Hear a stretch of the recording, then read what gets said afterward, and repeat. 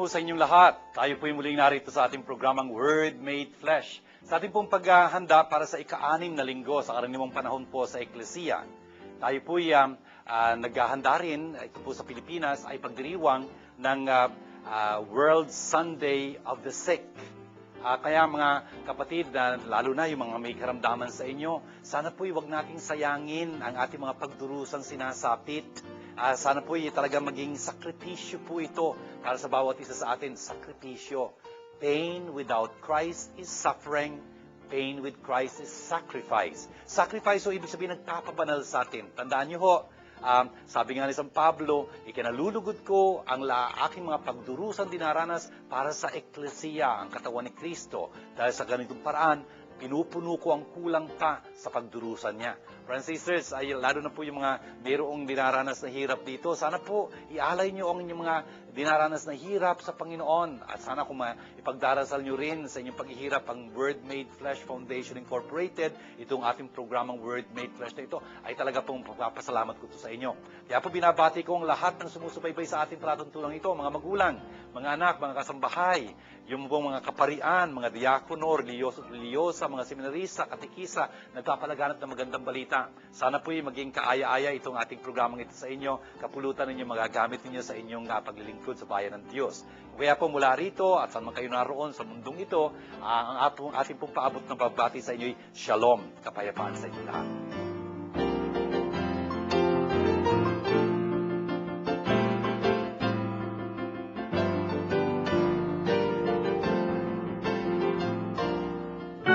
Word Made Flesh is glad to invite you to attend the Bible study lessons with Father June Lingad, SDB. Every Tuesday at St. John Bosco Parish Church, Makati City, from 7:30 until 9:30 in the evening. Every second and fourth Thursday of the month at EMI School, Ayala, Alabang, from 7:30 to 9:30 p.m. In Quiapo Church, every Wednesday from 7:30 p.m. to 9 o'clock p.m. starting February 7, 2007. Ang Word Made Flesh ay masayang nakikibahagi at malugod na sumusuporta sa pondo ng Pinoy.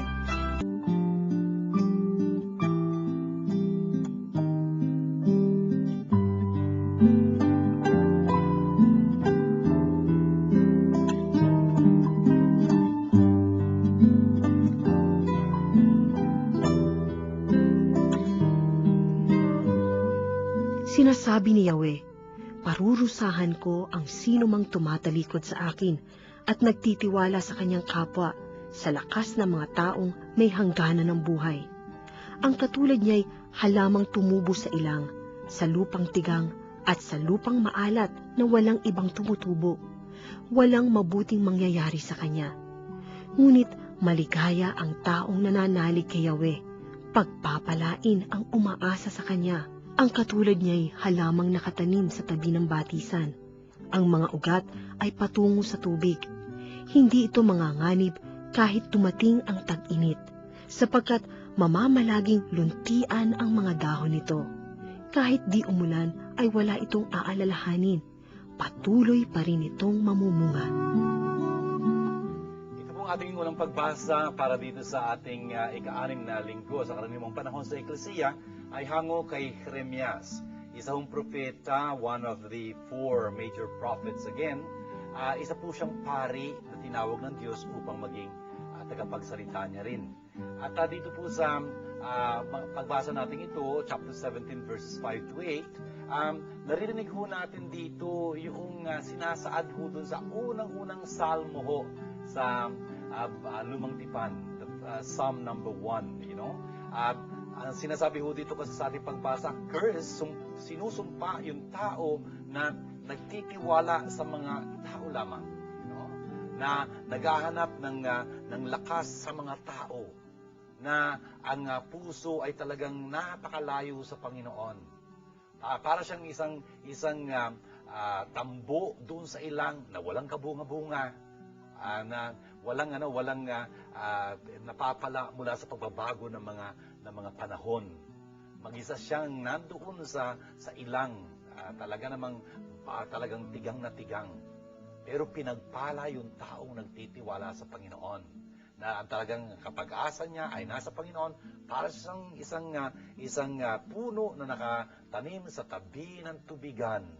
Talaga namang yung kanyang ugat ay naroon sa tubig na iyon, kaya wala siyang katakot-takot kahit na mainit, laging luntian ang kanyang mga dahon, at sa panahon ng tagtuyot, wala siyang pangamba, lagi siya namumunga. Francis, ang ganda-ganda ho nito sinasabi dito. Ano po? Ito ho yan, sabi ko nga sa inyo, pagka binasa niyo ho yung Salmo, Psalm number 1, ganito ho yun. Pinagpapala ho yung tao na talaga nagtitiwala sa Panginoon. Na talagang ang kanyang pag-asa ay nasa Diyos lamang. Francis, pagka narinig natin itong pagbasang ganito, dapat ho talagang pinatutungkol natin ito sa ating sarili. Ang tanong natin sa ating sarili, sino ba pinagtitiwalaan natin? Ang tao o ang Diyos? Baka sabihin natin, ang Diyos. Teka muna, hindi ho ganun kabilis. Suriin natin na ng ating mga sarili, Pagka may pamangangailangan kayo, kunyari, kapos kayo sa panustos o something like that. Mga magulang, kunyari, hindi nyo mabayaran yung inyong dapat bayaran. Ano iniisip nyo? Kanino ba ako utang? Ayun, kanino tayo utang? Utang lagi yung iisipin natin, Ewan ko lang kung naiisip natin ang Panginoon. Ang Panginoon. Sana makatagpo kayo ng mga tao na talagang puspusang pagtitiwala sa Panginoon. Talagang pagka meron silang pangailangan at paman, ang unang sumasagi sa kanilang isipan, ang Panginoon. Tapat ang Diyos. Hindi niya tayo pahihintulutan, subukin sa higit sa ating mga kayanan. Kahit sa harap ng mga pagsubok, bibigyan niya tayo ng pamamaraan upang mapanaigan ito. Francis, totoo ho yun. Wala akong idudulot sa ating pagsubok ang Panginoon na labis-labis, na hindi natin makakayanan tuloy, masisiraan tayo ng loob. Hindi ho. Kasi ang Diyos ay mapagmahal na Ama. Tulad ng isang ama na hindi niya naman pakakarga sa kanyang anak na 5 taong gulang, yung isang kabang bigas, kasi alam niya hindi niya kaya yun. Ganun din ang Diyos. Hindi niya pahintulutan yung mga pagsubok na daigin tayo, sirain natin kalooban, talagang mawasak tayo. Hindi ho. Talagang pinagpapala ho yung tao na ang pinagtitiwala na yan Diyos. Ang kanyang pag-aasa ay ang Diyos. Our help is in the name of the Lord who made heaven and earth. Ganun ho yun. Pagka ang isang tao ho ay talagang nagtitiwala sa Diyos at talagang umaasa sa Diyos ang puspusan, talaga hong parang ang sagasagana ng buhay niya. Kahit na may pagsubok ho, hindi natin sinasabi ang taong tapat sa Diyos, nagtitiwala sa walang pagsubok. Hindi ho natin sinasabi yun. Kasi alam ho natin ang Panginoong Jesus, tapat sa Diyos at talaga namang ang pag-asa niya nasa Diyos, sinubok na napakatindi. Ayun ang pagsubok, by the way, ay isang pagsubok ho. Ibig ng Diyos tignan kung ganong kalakas na tayo sa kanyang tulong. Hindi ho yung para sirain tayo. Hindi ho. Para bang an athlete, for example, always strives harder and harder. Kaya nga nagtatagumpay eh. Kasi kung hindi naman siya nagsisikap, paano siyang aasenso? Wala. He drives himself to the utmost na ganyan. Kasi alam niya, nagsasanay naman siya. Alam niya, he is taking care of himself. Alam niya na may kumakalinga sa kanya, nagpapayo sa kanya. Kaya he can do so much. Ganun ho ang taong may tiwala sa Diyos. Para ho siyang nakatanim, sabi dito sa ating kasulatan, sa tabi ng tubigan. Sa panahon ng tagtuyot, ng talagang matinding araw, masagana pa rin siya, namumunga siya ng sagana-sagana. Bakit? Kasi talagang merong nagsusupply sa kanya ng kailangan niya na sustansya, yung tubig na yun, yung minerals doon, etc. At Diyos yun ang pinagbubuhatan ng lahat ng ating lakas, ng lahat ng ating magagawa. Kaya kumapit tayo lagi sa Kanya. Yung salita ng Diyos, kung alam natin, maaasahan natin, talaga makiklaim natin, Kaya dito sa ating programa, sinisikap natin talaga na matutunan, malaman, maintindihan ang salita ng Diyos. Bakit? Kasi gusto natin talagang itanim ang ating mga sarili, iugat ang ating mga sarili sa salita ng Diyos. Yun ang ibig sabihin ng pananampalataya. Talaga nakakapit tayo sa salita ng Diyos na nagpapalakas sa atin. Word Made Flesh Foundation Incorporated invites you to join a pilgrimage to the land where Jesus walked with Father June Lingad, SDB, as pilgrimage chaplain. For more information, please contact the following numbers: 0906-291-5 892-3383, 823-9263, 892-1858, 0917-629-1851, or 527-3952, or email us at wmffi@yahoo.com.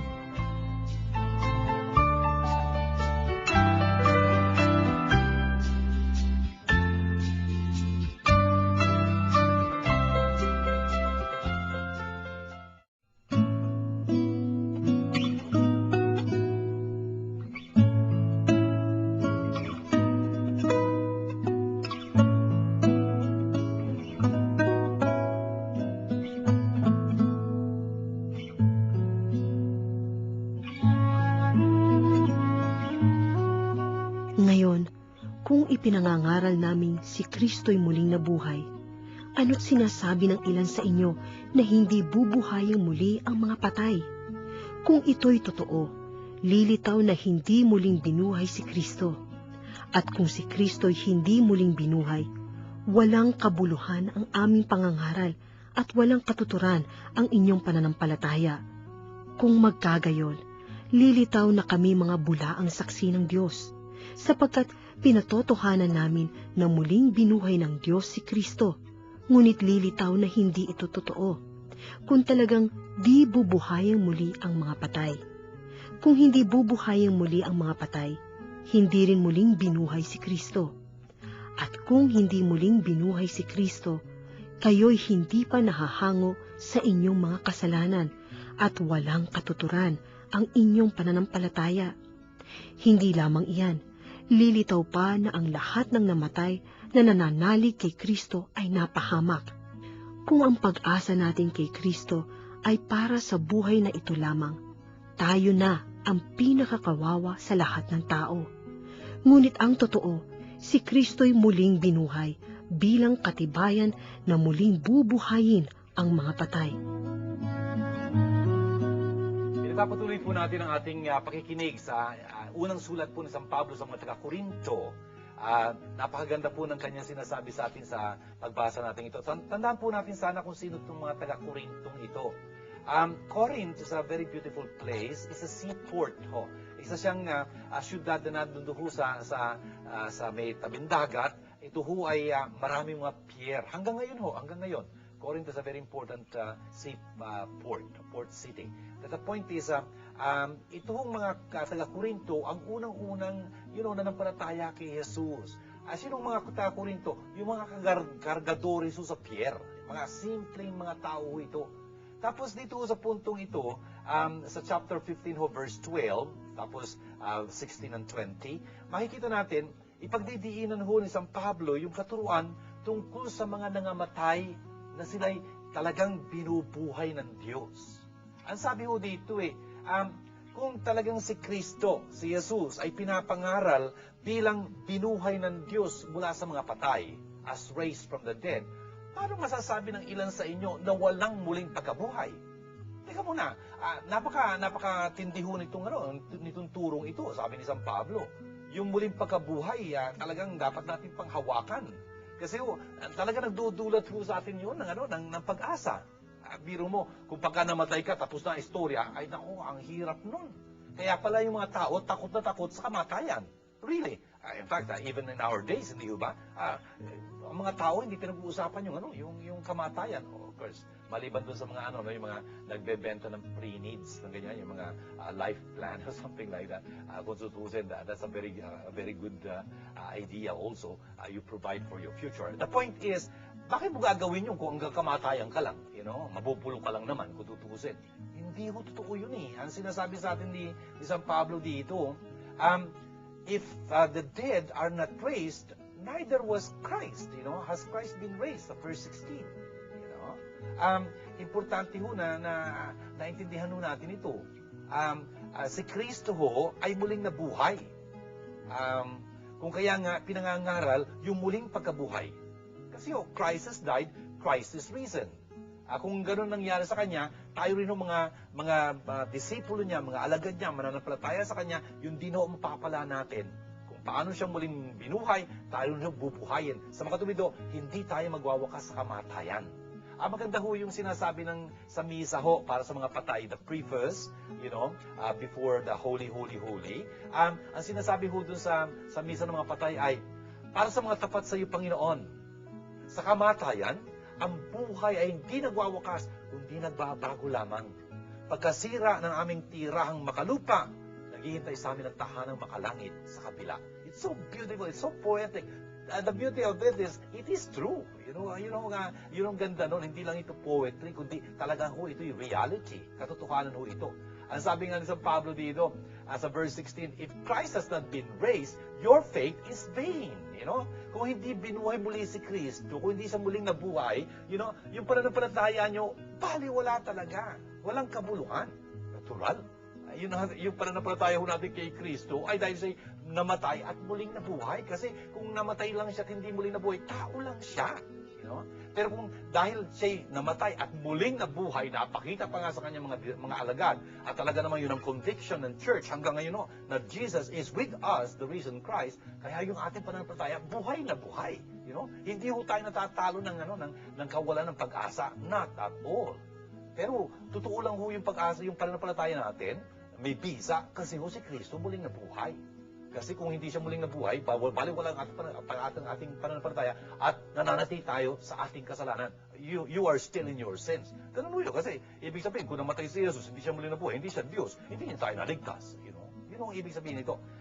Pagka ganun, yung mga nangamatay na, ng mga nangamatay na kay Kristo supposedly, palataya kay Kristo si Kristo pala naman, hindi na muling nabuhay, talagang nabaliwala sila, naglaho sila talagang they perished, Hindi ho ganun, ang sinasabi pa ni San Pablo dito, kung umasa lang tayo, umasa tayo kay Kristo, para dito lang sa buhay na ito, naku, kaawa-awa naman tayo mga tao.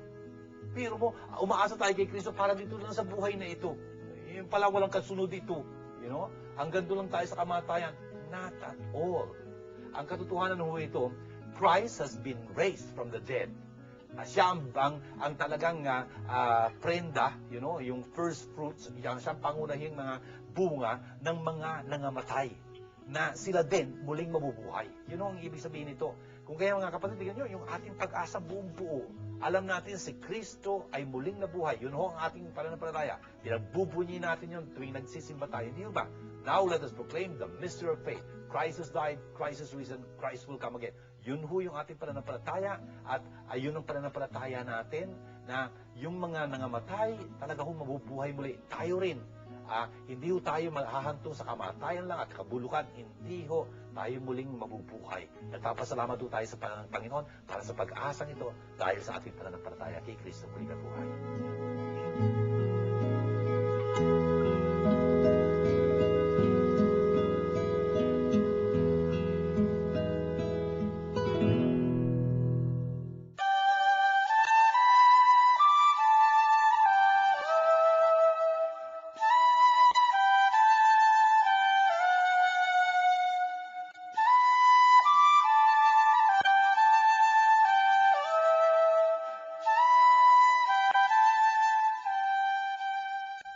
Sumainyo ang Panginoon. Ang magandang balita ng Panginoon ayon kay San Lucas. Bumaba si Jesus kasama ang mga disipulo at tumayo sa isang patag na lugar. Naroon ang marami sa kanyang mga disipulo at napakaraming tao buhat sa Judea at Jerusalem at sa mga bayan sa baybaying dagat ng Tiro at Sidon. Pumaroon sila upang makinig sa kanya at mapagaling sa kanilang mga karamdaman. Pinagaling din niya ang mga pinahihirapan ng masasamang espiritu. At sinikap ng lahat ng tao na mahipo siya sapagkat may taglay siyang kapangyarihang nakapagpapagaling sa lahat. Tumingin si Jesus sa mga disipulo at kanyang sinabi, "Mapalad kayong mga dukha, sapagkat ang Diyos ang maghahari sa inyo. Mapalad kayong mga nagugutom ngayon, sapagkat kayo'y bubusugin. Mapalad kayong mga tumatangis ngayon, sapagat kayo'y magagala. Mapalad kayo kung dahil sa anak ng tao'y kayo'y kinapoputan, pinagtatabuyan at inaalimura ng mga tao, at pati ang inyong pangalan ay kinasusuklaman. Magalak kayo at lumukso sa tuwa kung ito'y mangyari, sapagkat malaki ang inyong gantimpala sa langit. Gayun din ang ginawa ng kanilang mga ninuno sa mga propeta. Ngunit sa aba ninyong mayayaman ngayon, sapagkat nagtamasa na kayo ng kaginhawahan. Sa aba ninyong mga busog ngayon, sapagkat kayo'y magugutom. Sa aba ninyong nagsisitawa ngayon, sapagkat kayo'y magdadalamhati at magsisitangis. Sa aba ninyo, kung kayo'y pinupuri ng lahat ng tao, sapagkat gayon din ang ginawa ng kanilang mga ninuno sa mga bulaang propeta. Ito mga kapatid, magandang balita ng ating kaligtasan. Mga kapatid, tingnan nyo, itong ating Ebanghelyong binasa ngayon, napakahalaga po ng kanyang sinasaad sa atin, tinuturo sa atin. Siguro nung nakikinig kayo sa pagbasang ito, naalala nyo kaagad yung isang ganitong pangangaral ni Jesus, kaya lang may maraming kaibahan. Ano po? Unang-una sa lahat, tingnan nyo, ang sabi dito sa verse 17 ay bumaba si Jesus, kasama ng kanyang mga disipulo, at tumayo sa isang patag na lugar. At mula doon sa patag na lugar, doon siya mangangaral. Very nice. Ibang-iba ho doon kay San Mateo. Kasi yung pangangaral na maririnig natin gagawin ni Jesus dito, ayon kay San Mateo ay pinangaral ni Jesus mula sa bundok. Nandun siya sa bundok at doon siya mangangaral. Bakit? Kasi kay San Mateo kayo doon. Dapat ho lagi sasaalang-alang ang konteksto. Always read the text in context. Yun yung literary context, theological context ni San Mateo. Gusto niya ipresenta si Jesus bilang panibagong Moises. Panibagong Moises na nagdadala ng kaganapan ng paghahayag ng Diyos. Kung Moises yan, dapat konektado sa bundok. Hindi nga ba't si Moises konektado sa bundok ng Sinai? Doon nagpahayag ang Diyos sa kanya, doon binigay ang mga kautusan sa kanya, tapos dadalhin niya sa mga tao. Bundok. Kung si Jesus ang bagong Moises, nasa bundok siya. Pero dito kay San Lucas, iba yung kanyang presentasyon kay Jesus, hindi naman as new Moses. Kung kaya, hindi siya interesado ipresenta si Jesus sa isang bundok. Kung kaya, nasa level ground siya. Tapos ang daming mga tao, sabing ganyan, ng mga disipulo niya, ang nagsipuntahan sa kanya mula sa lahat ng mga lugar, sa Judea, Jerusalem, at Tyre and Sidon, lahat sila nagsipuntahan upang makinig sa kanya at magpagaling ng kanilang mga karamdaman. Friends, sisters, look at that. Jesus had that kind of reputation na talagang nagpapagaling siya ng mga karamdaman, kaya dinudumog siya. Hindi lang yun. Yung sa kanyang pangangaral, talaga naman tumitimo sa kanilang mga puso yung kanyang pangangaral kasi salita ng Diyos ito talaga. Ibang-iba doon sa pangangaral ng kanilang mga tagapagturo. Kung kaya, ayun, nagsisipuntahan ng lahat. At hindi lang yun, ibig nilang hipu-hipuin si Jesus, yung kanyang malang laylayan ng kanyang kakasuotan. Bakit? Kasi talagang gumagaling sila. May kapangyarihan siya.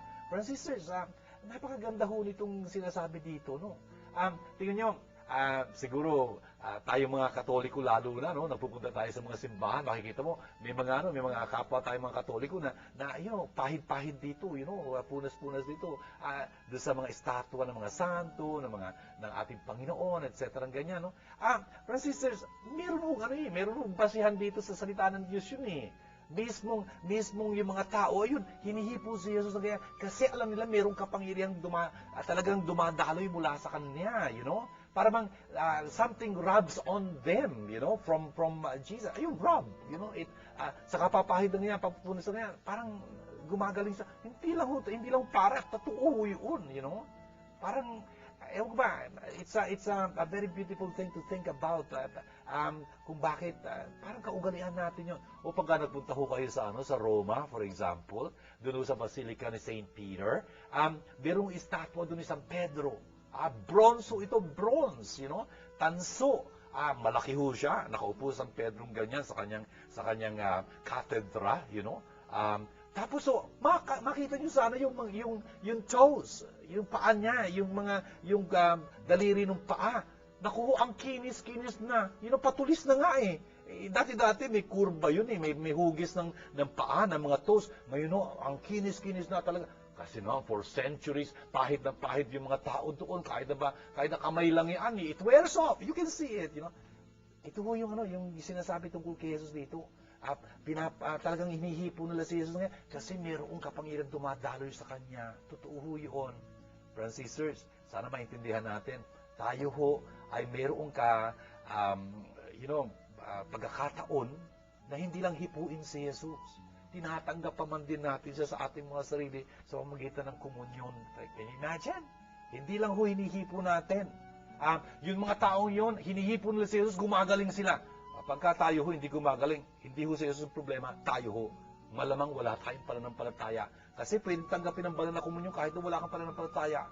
Just for the sake of it, I don't know what, for curiosity or just a matter of course. Wala nga epekto. Siguro mapapasama ka pa nga pagka nagkataon. Yun ang sabi ni San Pablo, dapat susuriin natin sarili natin pagkatatanggap tayo ng komunyon. Kasi baka mapahamak tayo. Something that St. Paul was telling that. And so, tayo pag hindi lang ho tayo nakakahipo kay Jesus na ganyan, kundi tinatanggap pa man din natin siya sa ating mga sarili. Can you imagine? Tapos, ang maganda nito, nung pagkatapos ng pagpapagaling niyang ganyan, nagturo siya ngayon sa kanila. Sa kanyang raising his eyes towards his disciples, he said, tingnan nyo, tinignan niya, tinaas niya yung kanyang paningin sa kanyang mga disipulo. Disipulo, please remember, means learners. Tinuturuan niya ho sila. Napaka-importanting matuto sila mula kay Jesus. Tayo ho ay mga disipulo ni Jesus. Hindi ho ba? Sana ho, mula kay Jesus tayo natututo. Hindi ho kung saan-saan, kung ano-ano pinakikinggan natin. Sana ho, maintindihan natin yun. Napaka-importante ho. And we should be very careful na pinakikinggan natin si Jesus. Yung katuruan ho ni Jesus umaalingaw hanggang ngayon sa pamamagitan ng eklesiya.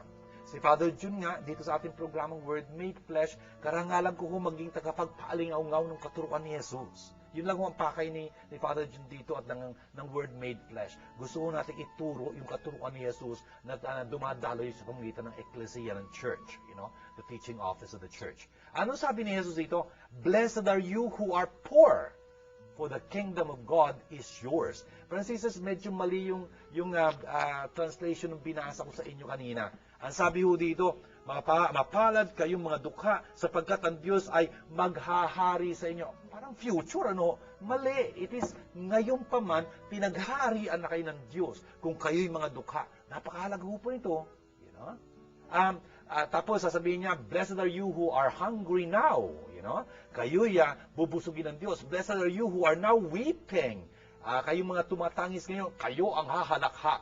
Mapapalad kayong mga, kung kayo'y kinapupuutan ng mga tao, kung talagang iniinsulto kayo, at talagang pinagtatabuyan, at talagang inaalimura ang inyong pangalan bilang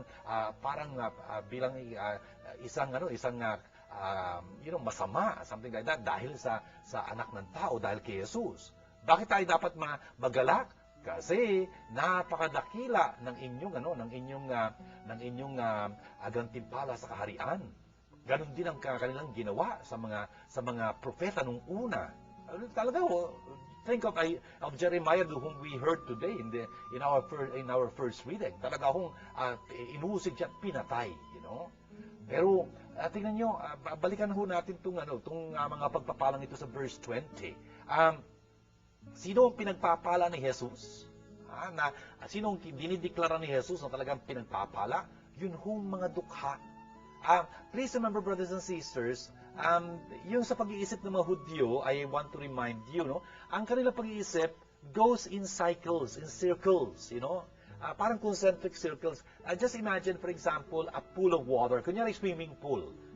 Umagang-umaga, wala pang nagsiswimming. Kung kaya, makita nyo yung tubig ng swimming pool, parang salamin.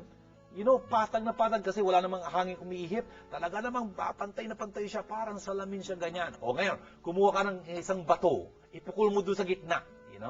Makikita mo, pagbagsak ng bato, titilamsik na ganyan, tapos makita mo, may mga ripples, may mga ripples na ganyan. Brothers and sisters, yun ang larawan ng pag-iisip ng isang Hudyo.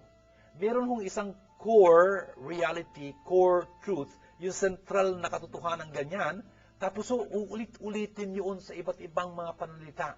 Kung kaya, ano yung pinaka-sentrong katotohanan yon? The poor. Sila ang pinagpapala ng Diyos. Blessed are the poor. Sino tong poor na ito? Ito yung mga hungry now, you know? Ito yung mga those who are weeping now, you know? Those people who are being persecuted now. Ito ho yung mga poor. Brothers and sisters, tingnan nyo, inuulit-ulit lang ho yung, kung sino nga itong mga dukhang ito. Ano ba ibig sabihin ng dukha? Napakahalaga hong intindihin ito eh. Ang dukha ba yung nagpapalimos? Not necessarily. Dukha ho is a state of the spirit. Hindi ho physical state ito. State of the spirit. Pwede hong mayaman ka, pero dukha ka. Pwede kang pobre, pero talagang ganid, talagang, mapaghangad and whatnot. You're not poor, Sino nga ba yung poor? Tingnan nyo yung salitang anawim. Anaw, plural, anawim. Ang ibig ko sabihin ng anawim, the poor. Sino nga ba yung poor? Yun yung pandiwang yun yung anaw, ang ibig ko sabihin nun, to oppress, to cower down. Okay? Yung bang nakaganyan ka dahil, ewan ko, tinatapakan ka, parang ganyan. Ito yung mga tao na walang kapangyarihan, walang mga pag-aari, wala hong koneksyon, walang influensya. Sila ho yung mga tao na wala nang inaasahan, kundi ang Diyos lamang. Yun ho yung mga dukha na pinagpapala ng Diyos dito. Please understand, brothers and sisters, ang sabi ko, pwede kang maging mayamang-mayaman, pero dukha ka pa rin. Bakit? Kasi alam mo, hindi yung yaman ang pinagtitiwalaan mo. Narinig niyo ho yung second reading, yung first reading natin mula kay Jeremias, yung sabi niya, blessed are those who trust in the Lord, whose hope is in God. Yun yung mga taong yun. Hindi sila nagtitiwala sa kanilang yaman, kundi sa Diyos mismo. Bagamat mayamang-mayaman sila, ang Diyos ang kanilang pag-asa, yung yaman nila, ginagamit nila bilang pangtulong sa kanilang kapwa. Ginagamit nilang yung yaman nila bilang hagdan patungo sa Diyos, hindi hadlang. Napaka-importante ho na maintindihan yon. Yung kahit na mayaman ka, pwede kang dukha. Kasi hindi yung yaman mo pinagtitiwala mo, kundi ang Diyos mismo. Ginagamit mo yung kayamanan yun sang-ayon sa kalooban ng Diyos. Tapos, pwede ka maging hirap na hirap, pobre, salat na salat, wala kang pag-aari, namamalimos ka pa nga, pero hindi ka nagtitiwala sa Diyos. Pwede mo yun, Nagtitiwala ka sa maglilimos sa'yo. Something like that, Talagang, yung paghahangad mo, naku, ewan ko kung ano yung paghahangad mo. Hindi talaga maging tapat sa Diyos, kundi something else. Pwede yung mangyari yun. Kung kaya, hindi yun ang pinagpapahala ng Diyos. I hope we understand. Tingnan nyo, napakahalaga ho na maintindihan natin mabuti. Blessed are the anawim, the poor. In other words, yung mga taong wala nang inaasahan, kundi ang Diyos lamang. Yun ang pinagpapala ng Diyos. Sa verse 24 po, sinasabi dito na sawimpalad kayo, sa aba ninyo. Sabi niyang ganyan. Sa verse 24, sawimpalad kayo mga mayayaman. Bakit? Natanggap nyo na ang inyong kaginawahan. Wow! Sino ba yung mga mayayamang yun na tinutukoy dito? Yun yung mga nagsisihalakhakan ngayon. Sila yung mga tao na talaga namang laging pinag-uusapan ng maganda ng lipunan kasi, tanyag na tanyag sila. Mga kapatid, yung mga taong yun, pinagpala na sila sa buhay na ito. Wala na ho silang ibang pagpapalang matatanggap pa. Napakasawing palad nila. Francis, tingnan niyo yung pagtuturo nito. Kasi yung mga mayayaman, kung minsan, talaga namang ang pagtitiwala nila nasa kanilang kayamanan ho. Alam niyo, isang nag-aaral ho tayo ng Biblia dito, Isa ho napakalinaw na pangyayari ito sa buhay ni Father June. Noong paro ko sa tundo ho. Binabati ko ho lahat mga taga-tundong na nakikinig dito, lalo na yung mga taga-Don Bosco doon. The point is, tingnan nyo, yung mga parokyano ko doon, pagka Biyernes ng gabi, 7:30 to 9:30, may Bible study ho kami doon.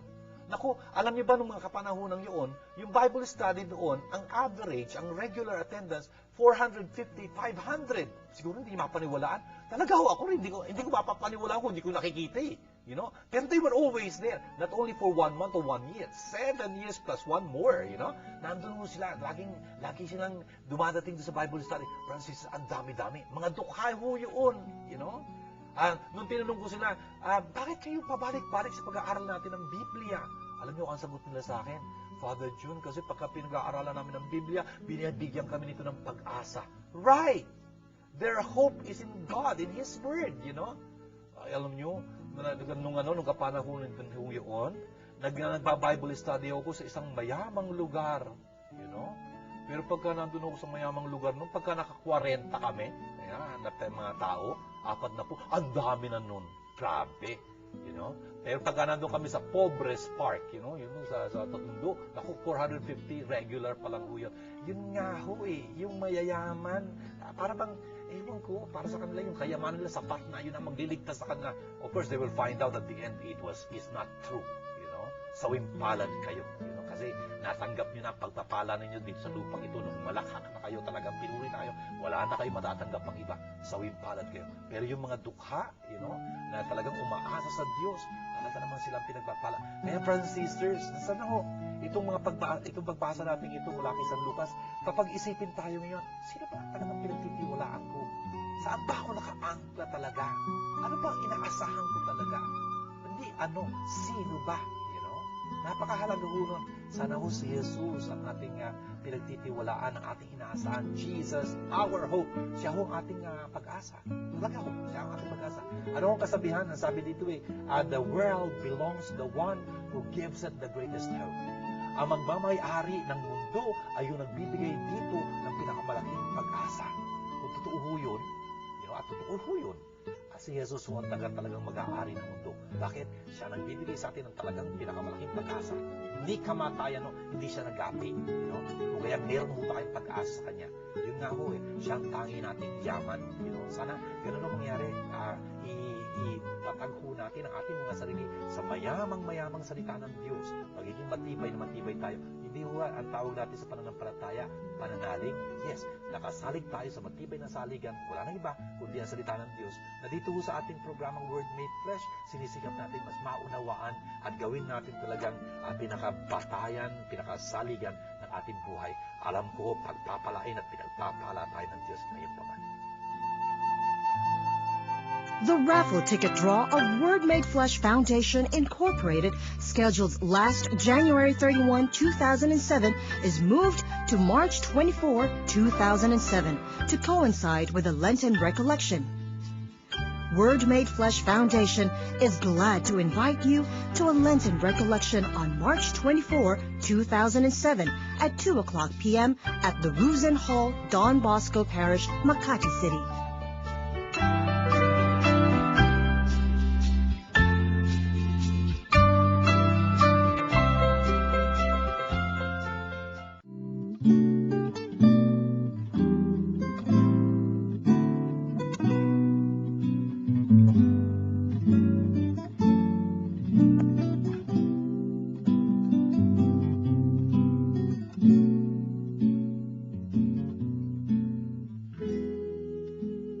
Father June, pwede ba mamatay yung kaluluwa? Thank you, Mirna, sa tanong mo. Pwede bang mamatay ang kaluluwa? Kaluluwa, I hope you understand, kaluluwa yung prinsipyo ng buhay, right? Prinsipyo ng buhay. Yung mga halaman, yung mga hayop, tulad ng mga tao, may prinsipyo ng buhay. Kaya nga, masasabi natin, may kaluluwa. Kaya lang malaking kaibahan nung kaluluwa ng tao mula doon sa kaluluwa ng ibang mga bagay na may kaluluwa. Sabi na, kasi pagka may buhay, masasabi mo may kaluluwa, kung ang ibig sabihin ng kaluluwa ay prinsipyo ng buhay, yung pinagmumula ng buhay, no? Pero malaking kaibahan, sabi ko nga, nung kaluluwa ng tao mula doon sa kaluluwa, let's say, ng hayop o kaya ng mga halaman o something like that. Bakit? Kasi yung mga kaluluwa nitong mga ito, naglalaho kasi material lang sila. Etong kaluluwa ng tao, mayroon pang ibang katangian. Spiritual ito. You know? Kaya nga, yung kaluluwa ng tao, Masasabi natin, ang tao, for example, meron siyang kalooban, meron siyang katalinuhan, kaalaman, intellect and will. Wala yun sa mga hayop, wala yun sa halaman, natural. Kaya kasi, physical lang yun, material lang yun sila. Kung kaya, pagka ang sinabi natin, mamamatay ba kaluluwa? Kung material lang yun, pwede mamatay. Pero yung kaluluwa ng tao, hindi mamamatay. Bakit? Kasi spiritual ito. Kung kaya nga, pagkatapos mamatay ng tao, sabi natin, naghihiwalay yung katawan at kaluluwa, right? Yung kaluluwa ay nanatili, hanggang sa wakas ng panahon, kapag binuhay na ang mga nangamatay na tao, hindi ba yan ang sinasabi natin sa I Believe in God, no? Muli mabubuhay ang mga nangamatay, tapos magtatambal uli yung katawan at yung kaluluwa nila, At bilang buong taong ganyan, katawan at kaluluwa, yung espiritong ganyan, at katawan, mapapasawalang hanggan silang kasama ng Diyos. Of course, alam natin, just now, may dalawa katao, ganyan, na nasa langit, katawan at kaluluwa. Ang ating Panginoong Hesukristo muling nabuhay at ang ating inang Birhen na inakyat sa langit. Kung ang tatanong mo, mamatay ba ang kaluluwa? Yung kaluluwa ng tao, hindi mamatay. Father June, ano ang pinakamahalagang sakramento? Hi Norma, thank you very much. This is tanong mo, ano ba ang pinakamahalagang sakramento? That's a very nice question.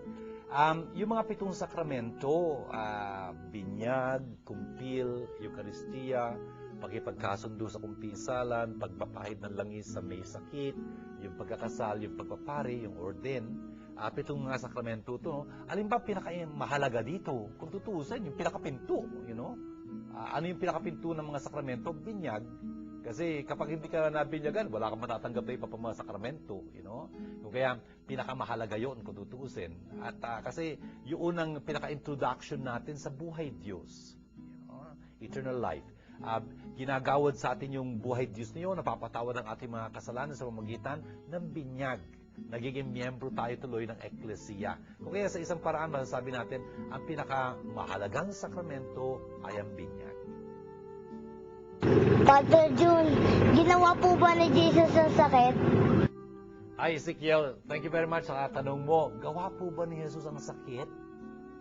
Pagka binasa ho natin ng mga ebanghelyo, isa hong bagay na mapapansin natin, hindi ho nagkasakit si Jesus. Hindi nagkasakit si Jesus. Siya nagpagaling ng mga may sakit. Hindi siya nagkasakit. Bakit? Kasi ho ang sakit, please understand, epekto ho ito ng kasalanan. Epekto ito ng kasalanan. Sa mga tuwid, bago nagkasala ang tao, kung tutusin, hindi siya dapat na nagkasakit.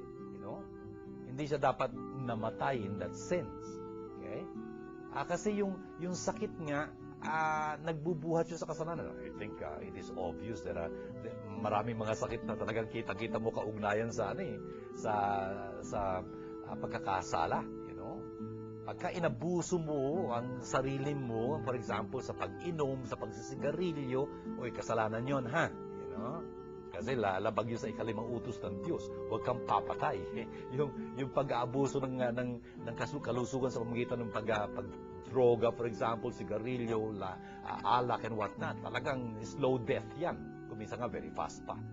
The point is, nagiging sanhi yun ang pagkakasakit. Pwede bang gawin ni Jesus yun? Pinapawi niya nga yung sakit. Hindi niya gagawin yun, no? Alam natin, hindi gagawin ni Jesus yun. At hindi niya ginagawa. In fact, siya pa nga talagang gumagawa ng paraan para maibsan tayo mula sa sakit, mula sa karamdaman. Hanggang ngayon, ginagawa ni Jesus yun, yung pagpapagaling ng sakit.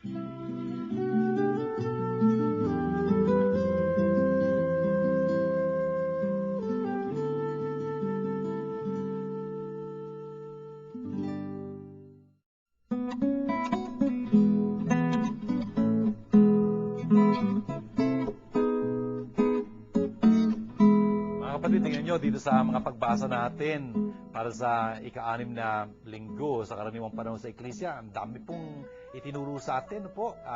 Doon sa unang pagbasa mula kay Jeremias, parang narinig natin yung unang salmo na talagang sinasalungguhitan yung pagpapala ng taong umaasa sa Panginoon, nagtitiwala sa Kanya.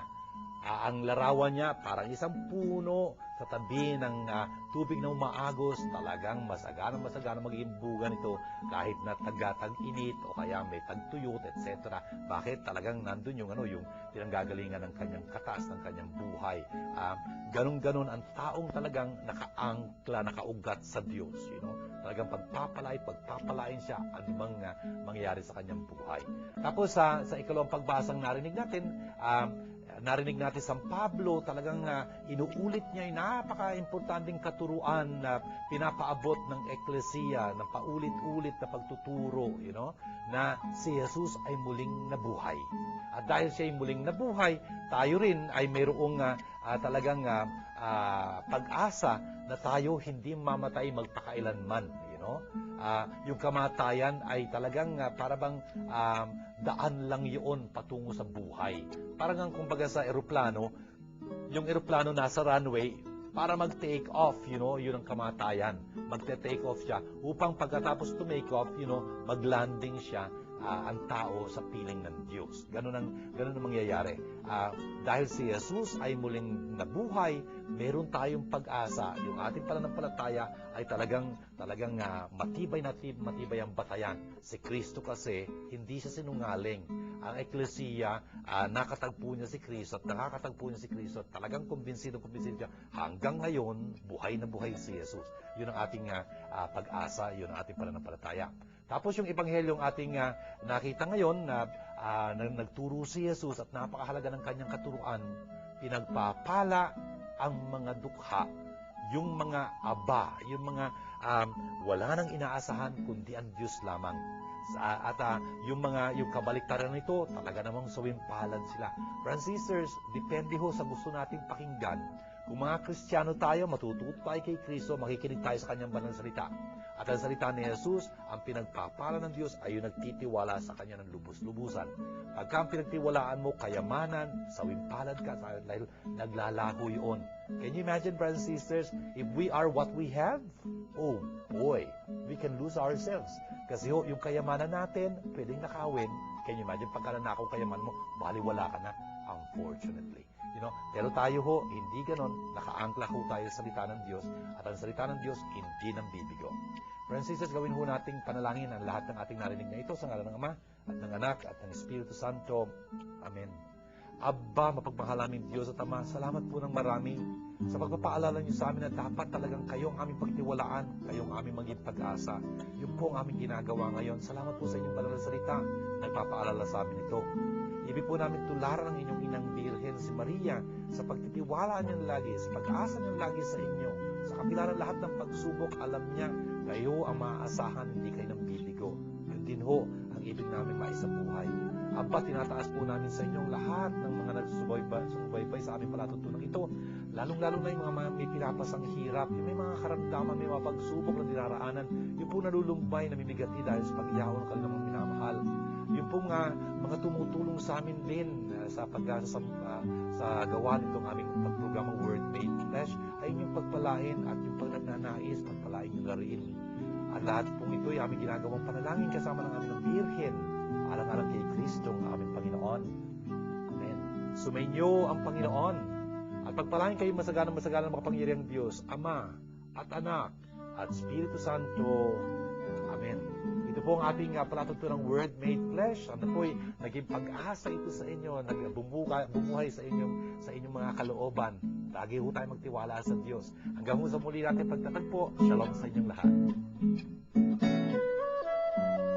Word Made Flesh Foundation is glad to announce that it's going to launch the 4th season series of the TV show on the occasion of its 3rd anniversary on January 31, 2007. If you are interested to avail the new CDs, please contact the following numbers: 0906-291-3383, 823-9263, 892-1858, 0917-629-1851, or 527-3952. This program is brought to you by God, the Word Made Flesh. Indeed, God is our sponsor.